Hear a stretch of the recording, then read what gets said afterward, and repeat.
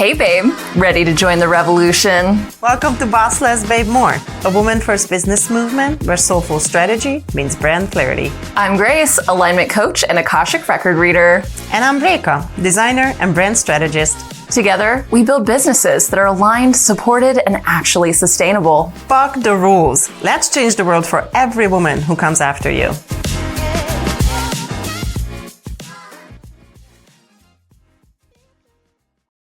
Hey babes, welcome back to this week's episode where we are going to be going down the rabbit hole with brand DNA, and we're going to be sharing with you a little bit about these foundational aspects of your business that you must have in place if you want to be able to have a successful brand and business. This is the core foundational orientation that will help you determine what it is that you do and who it is that you serve and in what way. Yes. So, Reka, obviously, you are the brand designer here. I am. Grace, can I just tell you how few people do this work and then they just wonder why shit in their business is so messy? It is wild to me. When I went through design school, I learned how to make things look pretty, and nobody talked to me about ask your clients, who are you serving? Who's your ideal client? Who's your target audience? What is it that you do differently? All of these positioning pieces that are so important for designers to know so we can design a really cohesive, beautiful brand. I can design something for you that will be fine. In 1 year's time, it's not going to have any legs because you didn't go and work on your strategy. And I think it comes from the idea that people are really excited to do something and start a business because they're really good at doing that thing. And that's all dandy and fine, and you should. But if you don't go backwards to try to figure out who you are, you're constantly going to change who you are. Actually, not even change who you are, constantly wonder and question who you are, because you'll feel like, oh, well, if I look at this person, they do it this way. Oh, now this is the trend, I should hop on that wagon. So you never quite feel settled in your brand. And then businesses I've worked with where we have gone through from the strategy all the way to the design, they're like, oh, that's who I am. Their mission statement, same fucking thing for the last 10 years. It hasn't changed. They're like, this is who I am, this is what I'm doing. Like, amazing. It just seems like the boring part that people don't really want to get into, but it's not that boring. It's kind of fun. Yeah, and I mean, I guess you can look at it as being a little bit boring, but at the same token, what it provides you in the long term is peace of mind. There's no question in like your content strategy because you know where you're going because the foundation has been laid. The path is set and clear in front of you. Yeah. And then you do it once and it's done. Yeah, and every decision is easy after that because you can ask yourself, are we the people who do this? No, that's not part of our... There's a really good example of this. I did branding with Ignite Yoga years ago now, and one of the things that we established is that while a yoga studio can do, 45 different ways of teaching a yoga class, they literally said we are not the place that's going to do chair yoga or maternity classes or whatever. We are a power studio, and while there's meditation and certain elements that create kind of a cohesive offering, they knew from day one, you know what, this is not a thing. So if someone's like, do you do chair yoga? We do not do chair yoga. Our friends here, and here do it. Guess what? You're not trying to hustle to find an instructor who can teach that class, have to cancel it because only half of the people showed up because people didn't know that that's actually a thing you offer. All of it at the end of the day is clarity to say, oh, no, thank you for your interest. That's not what I do. And then if you keep anchoring into that one thing, this is the person I am, this is the business I'm running, this is the people I'm for, I can't imagine that we'll ever work with a dude. If a dude comes to us and wants to work with us, we have done a really bad job explaining that we are here for women entrepreneurs. Yeah. But I don't even think we have a single man following us on Instagram. good. Yeah. Go follow someone else. We are not for you. And I feel really clear and confident in that without thinking, oh, but more people, more offers, the myth of more. You're spreading yourself so thin to just cater to this one person. If you can't find what you're looking for, go find it somewhere else. But we don't think about that when we just want the pretty logo. I mean, I think the Boss Less Babe More framework, maybe within the first month we ironed out. What is our positioning statement? Who are we for? I think our offers shifted a little bit, but not significantly. Not significantly, or more expanded, I would say. More expanded, but along the same baselines of who we want to serve and why we're doing what we're doing. And it feels really good to not think about it. There's so much fucking shit that we need to get done. I don't have time to rethink our strategy again. Like, we've already done that. We already rethink everything all the time anyway. I don't have time to reconsider a fucking mission statement. Are you kidding me? There's no way. But I'm so glad that that's done and we never have to look at it again. Yeah, but if like the positioning statement is so brilliant, like we know it's actually part of the intro a little bit too, right? Like business first women, like we know, like there's no question of who we are serving and why we are doing what we're doing. But we got titties and pussies in the fucking mark, man. I love it so much. Yeah. Love it so much. So that's kind of, in a really serious nutshell, I think the biggest problem with branding, people assume it's always the visuals and they want to look cool. And I'm here for it. I think there's so many ugly brands out in the world. Like, obviously, you're not going to be the brand strategist, but can I please get my hands on your whole concept, your whole entire logo, the whole thing? Because here's the problem. People get excited about the visual because that's the ultimate end goal that gets in front of the customers. But when it is really good, when the design is really, really good, it comes from the really strong strategy.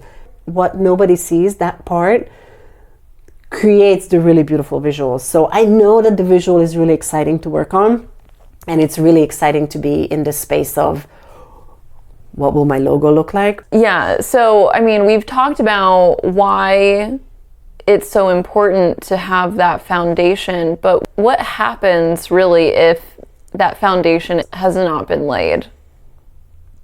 What do you notice whenever clients come to you and they haven't done that foundational work and they think, well, I think that I'm needing visuals, but then you are bringing forward the fact that, well, actually, you need a whole foundational strategy? Most often, the clients actually see that their stuff is inconsistent. Other people look more polished, look better. They just feel this lack, that something is not quite working.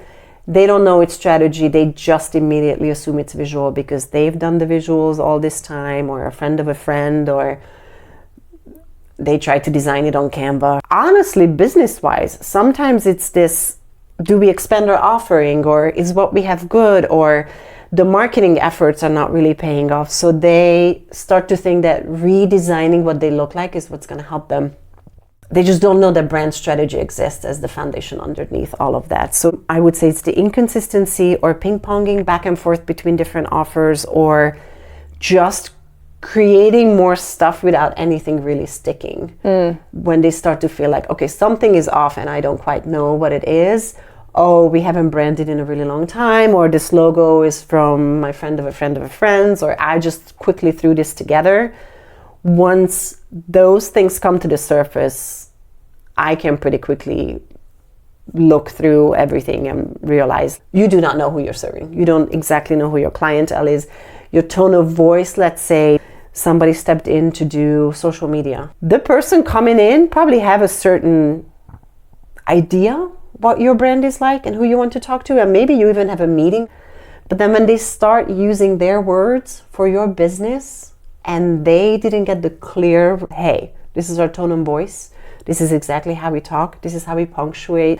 But if you're not passing that down to somebody who's going to do your work, they're going to put their own spin on it, and not maliciously, right? They are running with the brand that they were given, and now they are talking to customers that have no desire purchasing from that place. So you didn't do anything wrong hiring a social media manager, but you kind of did everything wrong hiring a social media manager because you didn't explain to them who they need to talk to, what kind of language those people are using. I mean, I think of what is it, the 6-7, or what is the fucking thing that the kids Oh, are the doing? kids are saying, I don't even understand it, but I guess that means I'm old, so. Well, A, B, that it doesn't mean anything, doesn't mean anyway, anything, right? yeah. And I'm like, obviously, we are not from the generation that gets that. But if you are trying to target those people, you have to understand what the 6-7 is. You have to be able to speak that language, right? It's really simple, small stuff. Nothing about brand strategies, things that you couldn't figure out.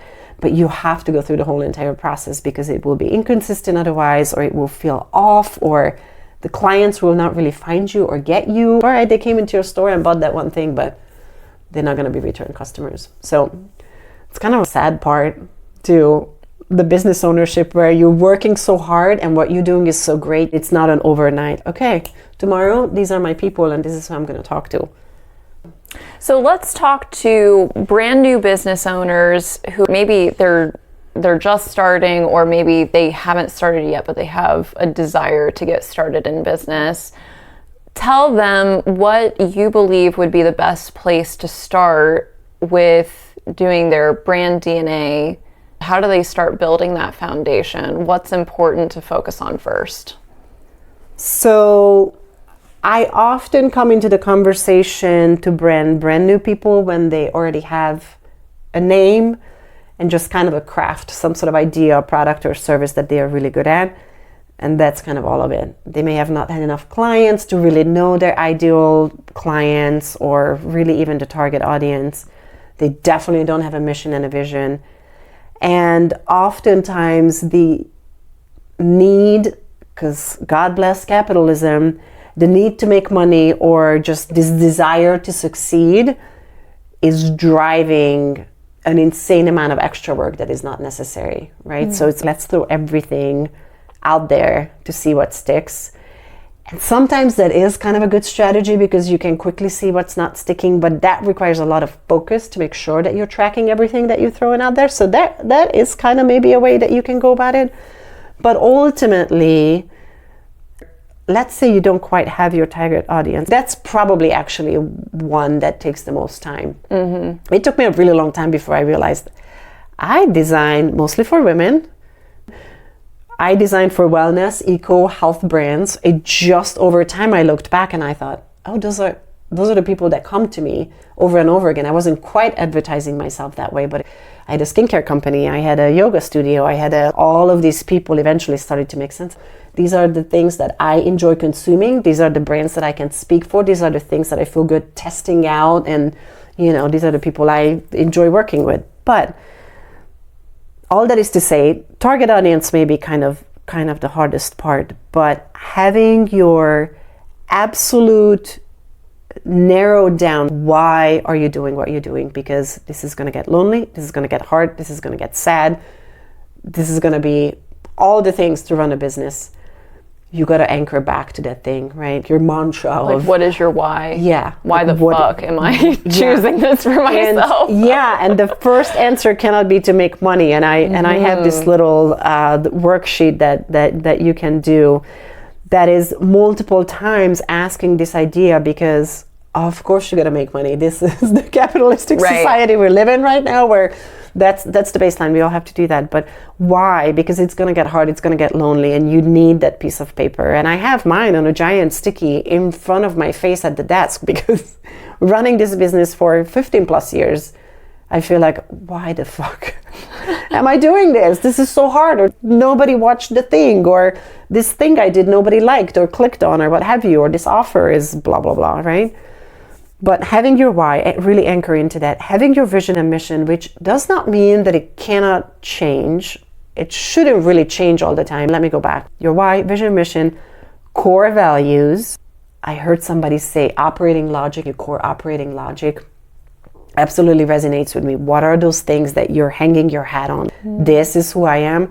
So important, because once you figure that out, maybe your offers will, just like Boss Less, Babe More, it will tweak a little bit. Maybe you realize that it's more you work more with women in the wellness space versus whatever's corporate, right? It gives you such a solid foundation that when everything seems crazy, you can come back and think, okay, hold on. this is what we're doing. This is the next step. Okay, this offer didn't work. Is it because I didn't talk to the right people, or was it too high of a price point, or the market is already saturated with this thing, or maybe I didn't explain well what I'm doing or why I'm different? But these things are what creating that foundation for you to say, moving forward, this is done. I don't have to think about it. And even though I'm new at the business, I can build on this, right? Because there are things that you're going to change and you have to change. There are going to be technology that changes. There's going to be different apps, different social media platforms. I mean, we all are listening to this, that social media is going away. All of this will shift. It will not shift that you are incredibly good at baking sourdough bread and you need to open a store, or you need to have a storefront, or you need to have whatever. You need to teach other people how to do it when you want to go on vacation. And that is your core offering, right? Yet that is not going to change. Will you do different designs on it? Will you have a larger shop? Will you sell it at Dorothy Lane Market? There are a million other things that can change about it, but at the core, this is who you are and this is what you do. So going through those foundational steps, no matter where you're in the business process, and especially if you didn't go through it when you started and you feel like things are shaking, are always a really, really good way to go about it. Yeah, I would totally agree with you. And to recognize too that it's kind of your blueprint. It's all of that foundational work is your blueprint. So whenever you have a new idea, you can kind of compare and contrast. Does this go with what I am already building? And if it's not, it's an easy deselection. Oh, we're not going to add that because it doesn't make sense for the brand. Oh, we're not going to add that because it doesn't make sense for what my strategy is currently. Oh, we're not going to add that because it doesn't align to my core values or my mission statement or whatever it is, or this isn't going to take me to my ultimate vision. So I feel like that just makes your choices. Yeah. It liberates you in choice, basically. I think about this when you and I've talked about in the previous episode, build a woman, build a brand, and frequency work. Does this feel like freedom? Does this feel like a thing that I need to continue doing for this business? Or does this feel like too much work or too complicated or too whatever? Because that's going to be a sign. And the core values are the same thing. Your mission and vision are the same thing. Is it possible to start a yoga business and have chair yoga for elderly people? Absolutely. But is that what you're doing? No, you're running a hot studio with, I don't know what percentage of completely humidity. Different demographic. Yeah, you're not gonna get those sweet little ladies in there who can only sit on a chair and cannot get up and down on their knees, and that's totally fine. There's a market for that. But that deselection, I think, is a really good word that you use there. That's deselecting for you so you can continue doing what you're doing. Because if you're constantly also in your business spinning these wheels of what ifs, is this the right thing? Should I jump on this bandwagon? Is this an offer I should have? Is this a fucking TikTok dance that I need to embody? No. Are you the person that's on TikTok dancing? Has your brand ever done that? No? Then I'm sure it's a beautiful trend and those dancers are amazing. You may not need to hop on that trend, Yeah. And it creates clarity, it creates space, it creates the freedom in your business to continue baking the bread or teaching the yoga or doing the whatever. If I look around what other brand designers are doing, oh my God, I'm not doing that. I'm not posting it this way. Yeah, great. Excellent. That's how I'm different from that person. I'm not supposed to be doing it that way. But we can get lost in that sauce and get lost in that comparison mindset. And I mean, this is why entrepreneurship and the mindset work is so important. When you forget yourself, and I think we all do in the business ownership or on this roller coaster, it's so good to come back to that. Oh, that's right. Never mind. Oh my gosh. What was I thinking? Silly me. I also noticed that for this type of work, you could hire somebody and pay thousands and thousands of dollars to come in and do this work. And sometimes whenever you're a new business owner, that is just not accessible as a financial investment. And honestly, it's because we've seen these problems over and over and over again with brands and companies, businesses that are just starting out, that the passion is there, Yes. the vision is there, and they're really good at doing their services. They're really good at their craft. But the foundation for actually doing the business part of business is not there. Yeah. And so we saw this need and thought, okay, how can we make this accessible to people? Because coming in and doing a whole rebirth weekend with us is not going to be accessible for every single one of you listening. And we're also just two people. Yeah. We can only serve so many people, you know? So would you like to talk about how they can learn all of these things step by step? They can create their own foundation by going through your brand DNA process. Can you talk about what all they will learn by going through our Boss Less Babe More Academy course, and how it can actually just be the equivalent of pushing the easy button for them as they're starting out in their new business? Yes, absolutely. So firstly, I will teach you everything in this course that I teach people for literally thousands of dollars. Brand strategy is thousands of dollars if you come. And obviously that's one-on-one meetings and a completely different kind of interaction than a course, but I will teach you everything. I have been going through all of the worksheets. It is clear, concise. You will have presentations where you can follow along the video. You can do all of the worksheets, but I will go through the whole entire thing. Not only are we going to talk to you about building the woman, building the brand, like who you are as a person in your business, but we are going to go through naming your business. Let's say you're kind of going back and forth between names. We're going to talk about what makes a good name. We are going to talk about your visceral why. If you've never really asked yourself why you're in the business, I'm going to ask you why you're in this business.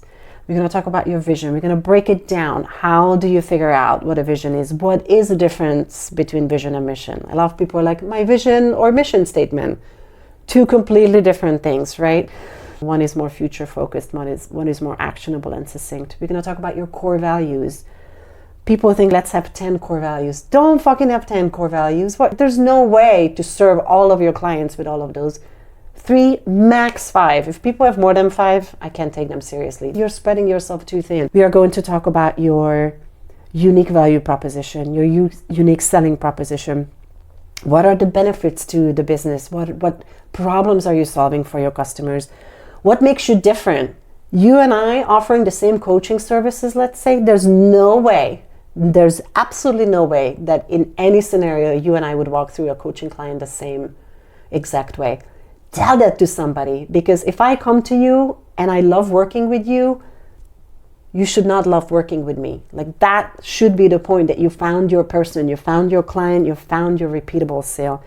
We are going to talk about offer architecture. How do you structure your main offering? What is an intro offer? What are some of these pieces where they build on top of each other? You can build funnels around it. We are going to talk about marketing. What are some of the platforms that you can go on, right? We're going to talk about all of these different elements. And at the end of the day, we will talk about briefly, because I'm assuming most of the people who will go through this course are not designers. I'm going to talk about a couple of baseline design related things. What is a color palette? How can you find a good one? There are really cool online tools where you just like type in certain words and it will pop out certain colors for you.